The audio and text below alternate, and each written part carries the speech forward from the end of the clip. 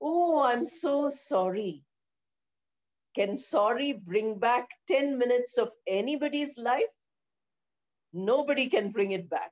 So we have to remember that all life skills, all values, all proper modes of behavior, people learn from each other. One need not be a professional teacher to be able to teach. Suppose you live in a locality where there are many people who are your friends. They will look at your behavior and they will behave with you. If you are friendly with them, you'll get friendship for them. If you ignore them, you will not get. So, what are you doing? Without being a teacher, you're teaching everybody by your behavior. So, good, excellent human beings are what we need, not only educated people who have a lot of know how. Remember, the atom bombs which were dropped during the Second World War were the result of excellent scientific brains. Excellent science made this possible. The atomic fusion, the atomic fission, the bomb. But what happened? They had excellence in the subject, but the people who used their excellence did not have values. Otherwise, they would not have killed so many people and destroyed those two places completely for all future generations. So you can imagine, we might be excellent in our own subject. I might be an excellent English teacher, but that does not mean that I'm a good human being. By my attitudes and my behavior, you can make out what is good, excellent, and that is what we have to train our future students. Why do we have so many problems? In campuses, we find maximum problems. 30 years I worked in the university, and I can tell you many stories of how they are.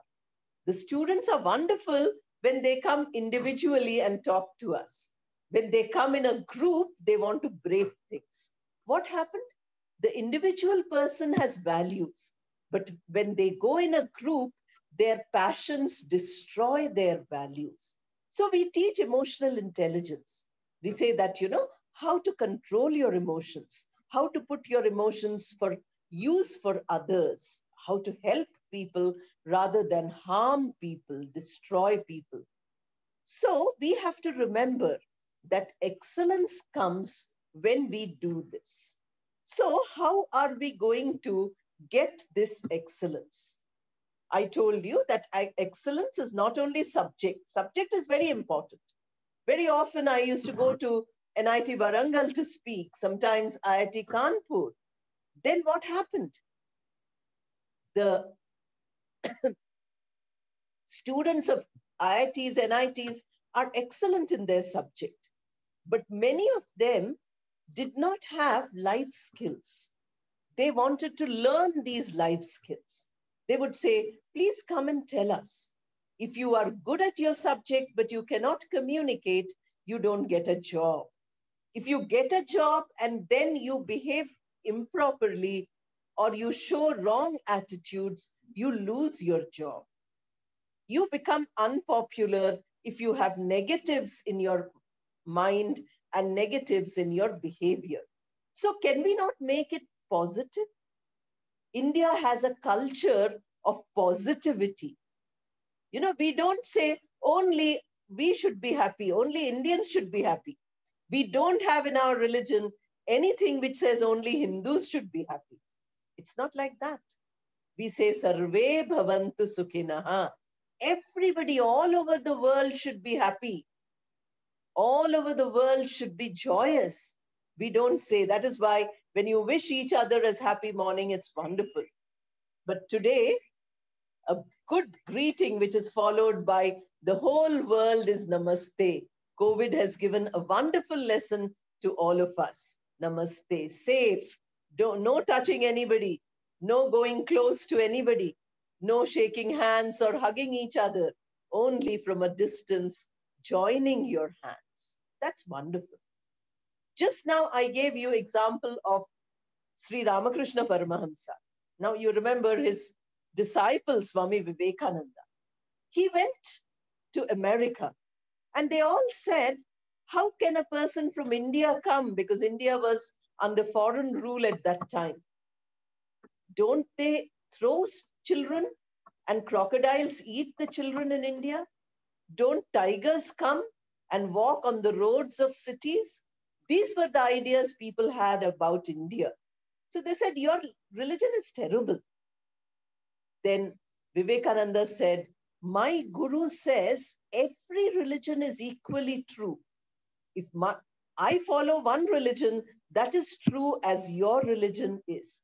Then they all made fun, especially when the colonizers were there. They said, why you worship stones? Why you worship snakes and trees and things like that? Again, Swami Vivekananda said that these are all levels. We have first class, then 10th class, then intermediate, then graduation. So in spiritual life also, it is like that. One level, the highest level, PhD is the Nirguna Brahman. That is complete oneness with the universe. But we don't learn this. What we learn is at that level, we say, oh, go to the temple, give a coconut, and then you say, God, I gave one coconut, please give me 10 marks. So if I give 2 coconuts, please give me 20 marks.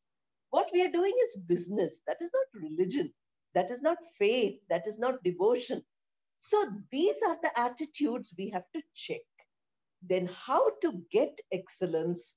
I will tell you a few steps now. Then, of course, I will end. If